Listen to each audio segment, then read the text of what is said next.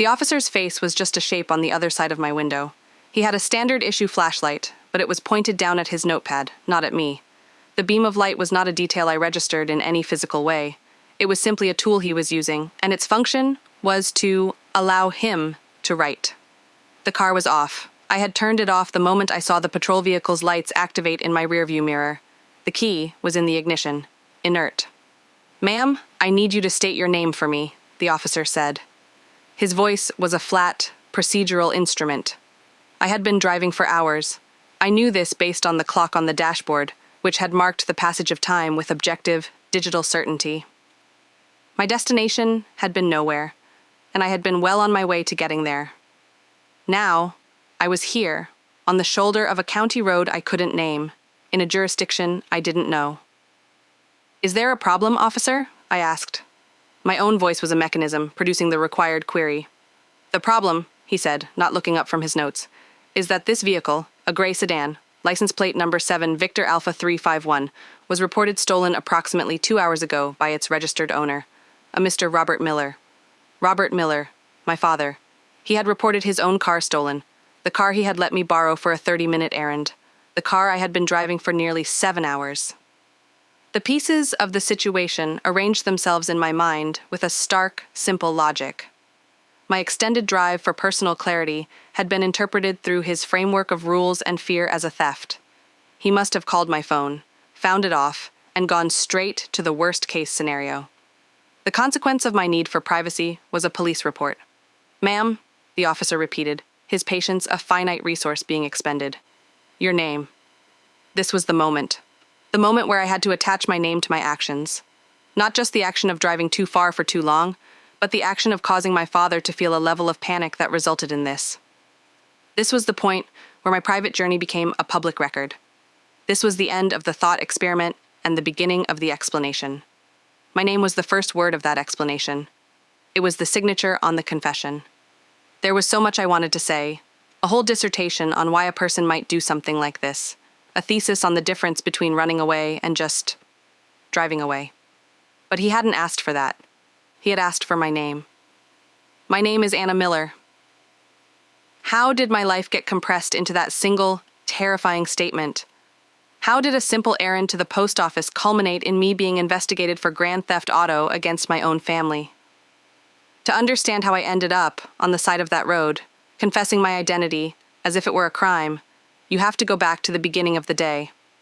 The day had started with a success. I passed my driver's test. I executed a flawless 3-point turn, parallel parked within the required distance from the curb, and demonstrated a comprehensive understanding of right-of-way at a 4-way stop.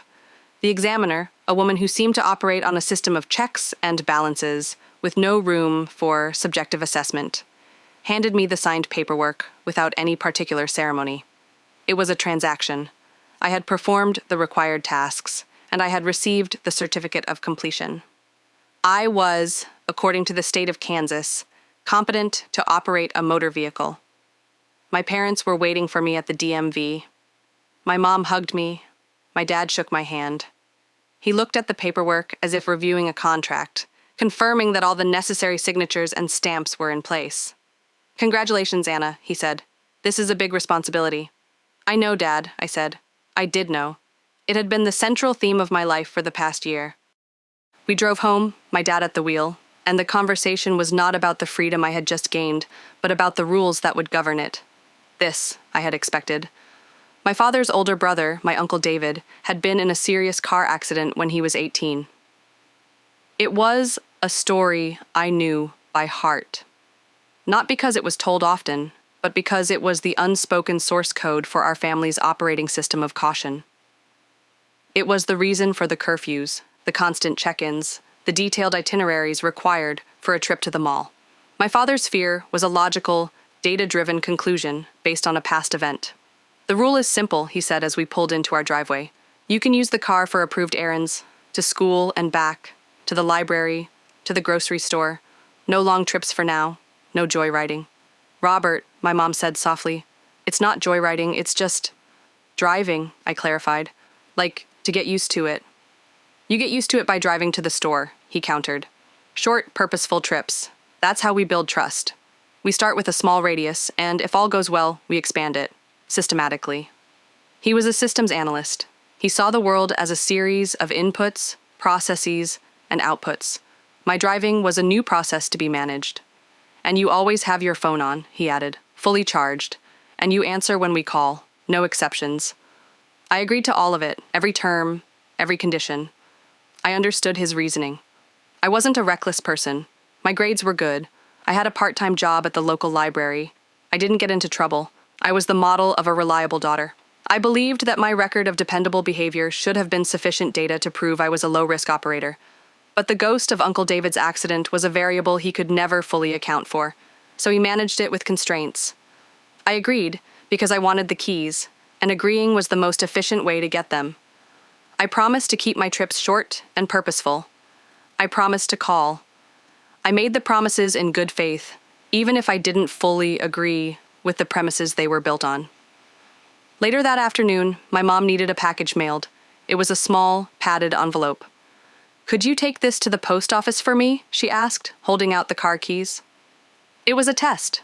A simple, low-stakes, pre-approved errand. The post office was less than 2 miles away. A 10-minute round trip, maximum. "Of course," I said. I took the keys. I took the package. I got in my dad's gray sedan, a car I had practiced in for months. I adjusted the driver's seat to my settings. I put my phone in the little compartment in the center console. I started the engine, and as I backed out of the driveway, I had a private intention. It wasn't a plan, not yet. It was more like a hypothesis. The hypothesis was that a slightly longer route might be necessary. I told myself it was for practice. A few extra right turns, a loop through a different neighborhood, just to get a better feel for the vehicle. It was a deviation from the optimal route, but still in service of the stated purpose, going to the post office. I drove to the post office. I went inside, mailed the package, and got a receipt, just as my mom had requested. The errand was complete. My obligation was fulfilled. I could now turn right out of the parking lot and be home in 4 minutes. Or I could turn left. Turning right was the correct, system-compliant action. It was the choice that reinforced my father's trust model. Turning left was an unapproved deviation. It led toward the state highway. It led toward open space. Not a destination, just a vector. I turned left. It wasn't a sudden, rebellious impulse. It was a calculated decision. I did a quick mental inventory. I had a full tank of gas. My dad always kept it full. I had my wallet with my new license in it. I had about $50 in cash from my library job. My phone was at 80% battery. It was 3:15 p.m. My curfew on a weekday was 9 p.m. I had nearly 6 hours. I wasn't violating curfew. I wasn't low on fuel. I was simply choosing a different route home, a much, much different route. I merged onto the highway and pressed the accelerator. The car moved forward. I was in control of its direction and its velocity, and for the first time I felt like I was in control of my own. The drive was about thinking. My mind, for the past few months, had felt like a room with too many people talking in it. My parents, my teachers, my guidance counselor, and, most recently, my best friend, Chloe. The primary topic of conversation was my future. It was a project plan, and everyone had a stake in it. College applications were due in 3 months. I was supposed to be finalizing my personal essay. I was supposed to be deciding between a major in computer science, which was my dad's preference, or English, which was my preference but considered less practical. The conflict with Chloe had happened last week. We were sitting in her car in the school parking lot. She was talking about her dorm room assignment at the state university, a place she had committed to before junior year had even ended. She had it all mapped out. Her roommate, her class schedule, the clubs she was going to join. It was a pre-packaged life, selected from a catalog. "You haven't even submitted your application yet, have you?" she'd asked. It wasn't an accusation, but it felt like one. "Anna, the early decision deadline is next month. You're going to miss it." "I'm still working on my essay," I said, which was technically true. I had a document on my computer titled College Essay, but it was blank. "What's there to work on? Just write about your volunteer work at the animal shelter. It's perfect." "It doesn't feel mine," I tried to explain. "It feels like I'm just listing qualifications to get a job I'm not sure I want. Chloe had looked at me with genuine confusion. But it's what you do. You get the good grades, you do the extracurriculars, you go to the good college, you get the good job. That's the plan. It's always been the plan. But who made the plan? I asked. Did we make it, or did we just inherit it? Does it matter? She'd said, her voice turning sharp. It's a good plan. It works. Why would you want to mess with something that works? It's like you want to make things difficult for yourself on purpose. The conversation had ended there. She didn't understand. She saw the path, and she was happy to walk it. I saw the path, and all I could think about were the infinite other directions that weren't paved. The pressure wasn't just to succeed. It was to succeed in a pre-approved, predefined way. To choose the correct major, the correct career, the correct future. My name, Anna Miller, felt less like an identity and more like a project title for a venture other people were managing. That's what I was thinking about as I drove. I was putting distance between myself and that crowded room of expectations. The car had a sophisticated sound system, but I didn't turn it on. I didn't want another voice. I wanted the operational hum of the engine and the space to process my own data. For the first time in a long time, I could hear my own thoughts without interruption. The road unspooled in front of me, a linear path that, paradoxically, felt like the ultimate freedom. I just had to keep the car between the lines. The rest was up to me. I could take any exit, I could turn around, I could keep going. The choice, for once, was entirely mine.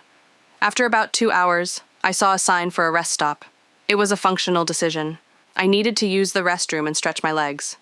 I pulled into a parking space. The lot was mostly empty, just a few transport trucks and a couple of other cars. I got out of the car and walked toward the brick building. My legs felt strange, conditioned to the seated posture of driving. Inside, it was a simple, functional space. I used the facilities and then stood for a moment, looking at a state map mounted on the wall under a sheet of plexiglass. I was about 100 miles from home. I traced the route I had taken with my finger. It was a straight line west. A part of my brain, the part that was my father's daughter, calculated the time it would take to get back. 2 hours, if I left now. I'd be home by 6:30 p.m. Well, before my curfew. I could still salvage the situation. I could walk back to the car, drive home, and say I just took a slightly longer route from the post office. It would be a lie, a significant one, but it was a possible off-ramp from the situation I was creating. But I didn't want to. I hadn't figured anything out yet. All I had done was identify the problem. The problem was that I didn't know what I wanted. I only knew what I was supposed to want. I went back to the car and retrieved my phone. Instead of calling my parents to check in, which is what the rules required, I opened the audio recording app. It felt more private than writing, more direct. I pressed the record button. "Okay," I said, my voice sounding unfamiliar. It was the first time I had spoken in hours. "This is for me. My name is Anna Miller. I am 17 years old. I am at a rest stop on Interstate 70, somewhere in the middle of Kansas. I am supposed to be applying to colleges. I am supposed to be choosing a major. I am supposed to be building a future. I don't know what I want to build.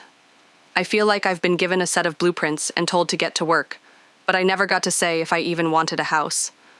Or if maybe I'd prefer a boat. Or a tent. That's it. That's the problem." I stopped the recording. It was only 34 seconds long. It wasn't a solution, but it was a perfect definition of the problem. It was the most honest thing I had said to anyone, including myself, in months.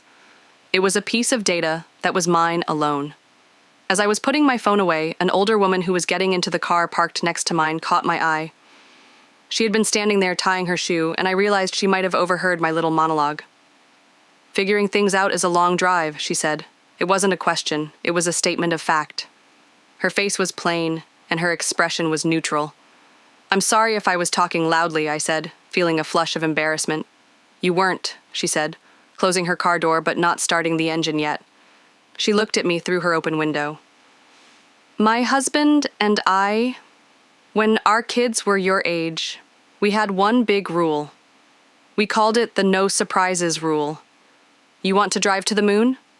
Fine. But you tell us you're building a rocket. You tell us your flight plan. It wasn't about permission. It was about information. Trust isn't about keeping someone on a short leash. It's about trusting them to tell you when they need a longer one. She offered a small, simple nod, then started her car and pulled away. Her words stayed with me. A longer leash. A flight plan. Not permission, but information. My dad's system wasn't about trust. It was about control. He was trying to prevent a catastrophic failure by limiting the system's operations. The woman's rule was different. It assumed competence and asked only for communication. My secret drive was a violation of his system. But her words made me wonder if there was a different system possible, one I hadn't even thought to propose. I sat in the car for another 10 minutes, just processing that brief exchange. Then I started the engine. I still wasn't ready to go home. I pulled back onto the highway, but this time, I wasn't just driving away from something. I was driving toward a question. What would a better system look like? My drive continued, but its purpose had shifted. I was no longer just clearing my head. I was trying to formulate a plan, a new set of rules, a proposal. I needed to be able to go home and not just apologize, but to present a solution. The problem was I was so deep inside my own head that I ignored a critical piece of data from the car's dashboard. The low fuel light came on. It was a sudden, jarring intrusion of practical reality into my abstract thoughts. I had been so focused on my internal state that I had forgotten the car had needs of its own. I checked the gauge. The needle was almost on E. I had maybe 20 or 30 miles of range left. I was in a rural area. Exits were infrequent. A wave of genuine logistical panic hit me. This wasn't about my future anymore. This was about the immediate present. Running out of gas on the interstate was a stupid amateur mistake. It was the kind of thing that would prove my father's point perfectly. I wasn't ready for this responsibility. I took the next exit, which, according to the sign, offered gas, food, and lodging. The town was small, a cluster of buildings around the highway off-ramp. I found the gas station, a single island with 2 pumps. I pulled up, turned off the car, and realized I had never pumped gas by myself before. My dad had always done it. It was another one of those small, practical life skills that had been managed for me. I got out, read the instructions on the pump, and managed the transaction. I selected the fuel grade, inserted the nozzle, and started the pump. It was a simple, mechanical process. It was not difficult. But the fact that I had to learn it, right there and then, was a lesson in itself. Independence wasn't just about having big thoughts while driving. It was about knowing how to keep the car running. It was about planning ahead, competence. That was the word that kept coming back to me. As the tank filled, I checked my phone. It was 6:45 p.m.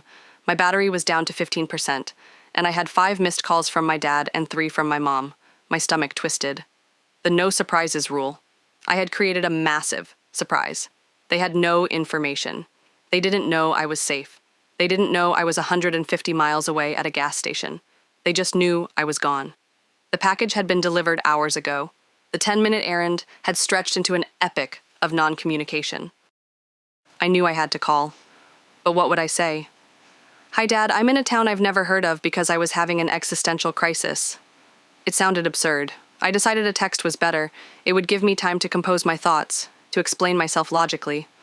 I opened a new message to him. I typed, "I'm okay. I'm safe. I just needed to drive for a while to think about things. My phone is about to die. I'm on my way home now." It was honest. It was informative, but it was also insufficient. It didn't convey the depth of the apology I knew I owed him, not for the driving, but for the fear I must have caused. It didn't propose a solution. It was just a status update from a crisis I had manufactured. It felt weak. It felt like an excuse. I deleted it. I decided the only way to handle this was in person. I would drive home as fast as I safely could. I would walk in the door, hand my dad his keys, and I would explain everything. I would face the consequences directly. No texts, no phone calls, just a face-to-face accounting of my actions. I paid for the gas, got my receipt, and got back in the car. I calculated the new ETA. Even driving at the speed limit, I wouldn't be home before 9 p.m. I was going to break curfew. That was another consequence I would have to accept. I put the car in drive and headed back toward the highway, pointing myself east, toward home. The sun had set. The passage of day into night was a fact I observed on the car's clock, not through any visual cue. The drive back felt different. The outbound journey had been an exploration. The return was a retreat under pressure. I was no longer thinking about my future in broad, abstract terms. I was thinking about the next 3 hours. I was thinking about the conversation I was about to have. I was rehearsing my arguments, preparing my defense, and also crafting my apology. But my mind was still racing. Even as I focused on the task of driving home, the thoughts that had propelled me on this journey wouldn't leave me alone. I was so close to formulating a coherent idea, a new way of approaching my life and my relationship with my parents. I felt like I was on the verge of a breakthrough. I saw a sign for a scenic overlook. It was probably just a gravel pull-off with a view of the plains. I made a final, poor decision. I told myself I just needed 5 more minutes, one last stop to consolidate my thoughts before I went back into the pressure cooker of my life. One last moment of privacy. I took the exit. The road was a simple paved loop. I drove it once, and then, because no one was there, I drove it again. And it was on that second loop that my phone, which I had foolishly not plugged into the car's charger, finally died. The screen went black. It was a definitive, irreversible event. My last link of communication was gone. I was now truly off the grid. And I knew, with a sudden, dreadful certainty, that this was the action that would trigger the ultimate escalation from my father. An overdue daughter is one thing. An overdue daughter with a dead phone is, in his world, a potential catastrophe. I didn't even turn the car off. I immediately pulled out of the overlook and got back on the main road, heading toward the highway. The 5 extra minutes had cost me everything. The time was now 8:10 p.m. That was when I saw the lights, not ahead of me, but behind me. They appeared with an abrupt finality in my rearview mirror. A patrol car. He wasn't speeding, just pacing me.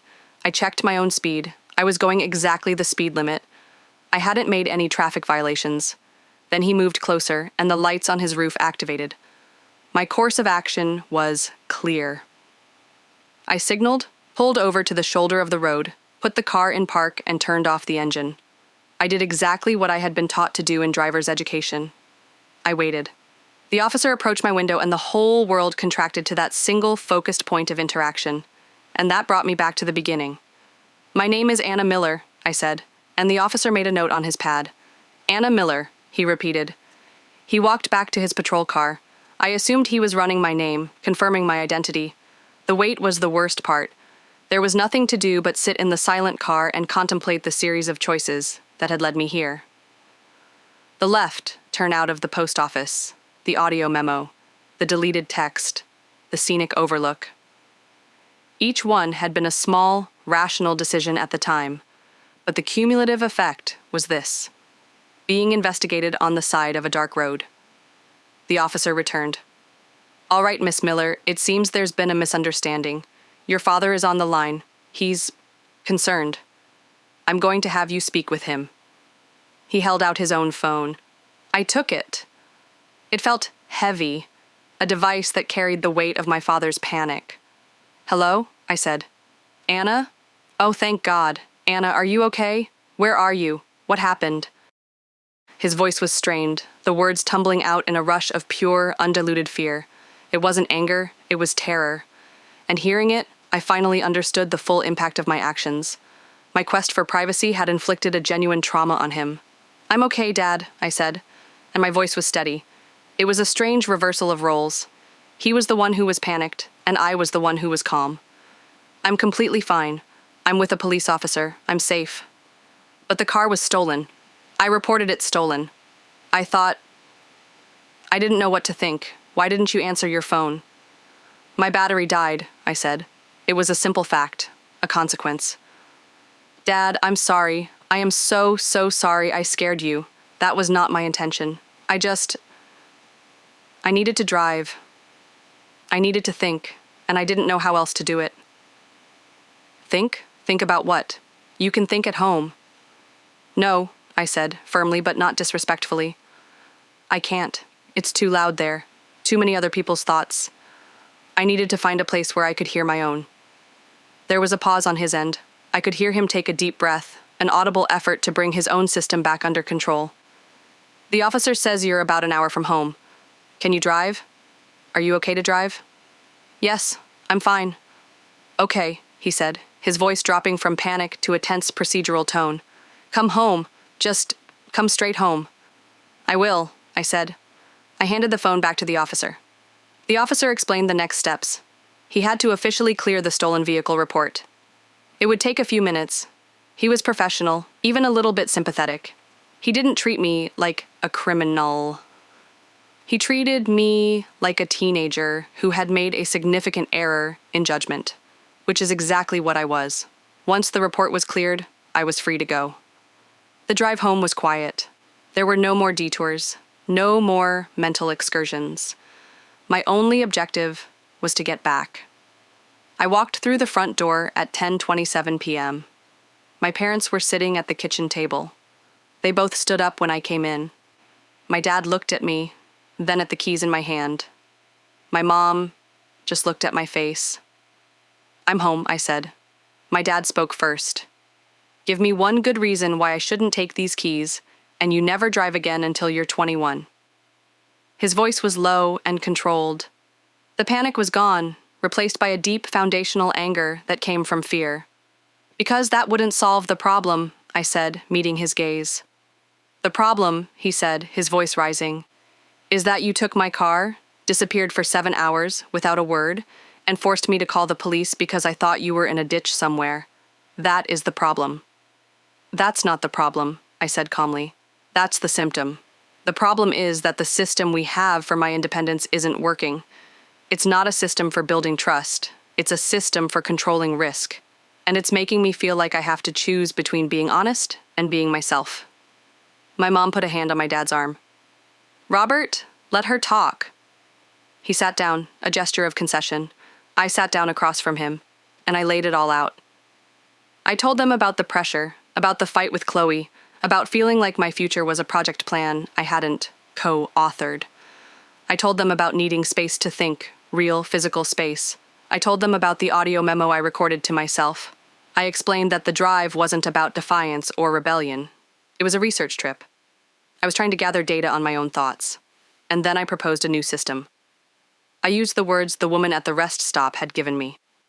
"I want a no surprises rule," I said. "It's not about asking for permission for every little thing. It's about providing information. I want the freedom to take a longer drive, to go somewhere that isn't on the pre-approved list. But I will provide a flight plan. I will tell you my destination, my route, and my estimated time of return. And we can have a rule for check-ins. A simple text message when I arrive somewhere.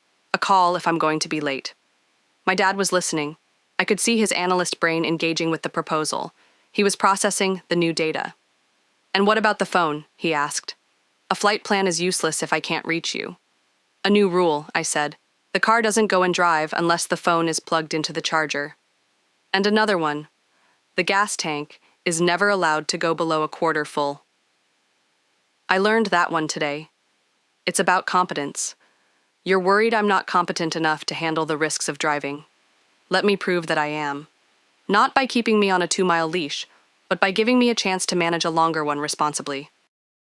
Let's define the radius. Let's start with a 50-mile radius for the first month. If I follow the flight plan and the check-in rules, we expand it to 75. We build the trust systematically, but it has to be built on my actual behavior, not on your fear of what might happen. My mom spoke up. "It sounds reasonable, Robert. It's a framework. It has rules. It has clear consequences for breaking them." My dad was quiet for a long time. He looked at me, not as his child who had broken a rule, but as a person presenting a case. He was evaluating the logic of my proposal. 50 miles, he said finally, with a flight plan submitted in writing, via email, at least 3 hours before you leave, with mandatory text check-ins upon arrival and departure from your destination. The phone is always charging. The tank is never below a quarter full. Any deviation from the flight plan requires a phone call, not a text, a call. And you are home by curfew unless we have explicitly agreed to an extension in advance. If you break any one of those rules, we go back to 0, back to 10-minute errands. Do you agree to those terms? "Yes," I said, without hesitation. "I agree." He nodded, slowly. "Okay, Anna. We'll try your system." That night, as I lay in bed, I thought about the opening of my story. The flashing lights, the officer, the stolen car report. It had felt like the end of the world.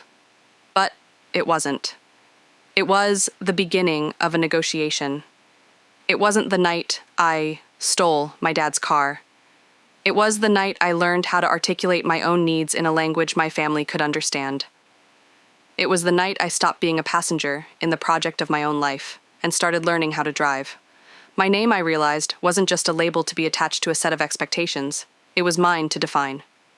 The next weekend, I submitted my first flight plan, a drive to a state park 40 miles away.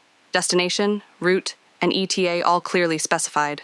My dad reviewed it, and then he sent back a one-word reply. Approved. And I knew that was the only approval that had ever really mattered.